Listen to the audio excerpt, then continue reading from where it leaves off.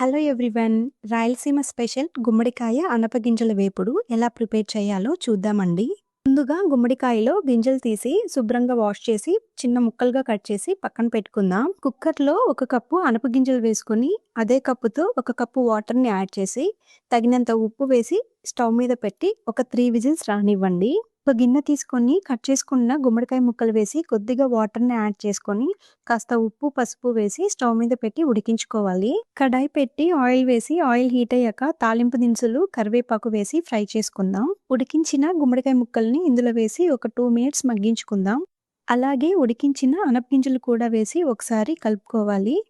ఇందులో తగినంత ఉప్పు కారం వేసి ఫ్రై చేసుకుందామండి. లాస్ట్లో 2 స్పూన్స్ పల్లీల పొడి వేసి కలుపుకొని కొత్తిమీరతో గార్నిష్ చేసుకోవడమే అండి. ఈ వేపుడిని రసంలో కానీ పప్పుచారులో కానీ సైడ్ డిష్ గా సర్వ్ చేసుకొని తింటే చాలా బాగుంటుందండి. వీడియో నచ్చితే లైక్ చేసి సబ్స్క్రైబ్ చేయండి.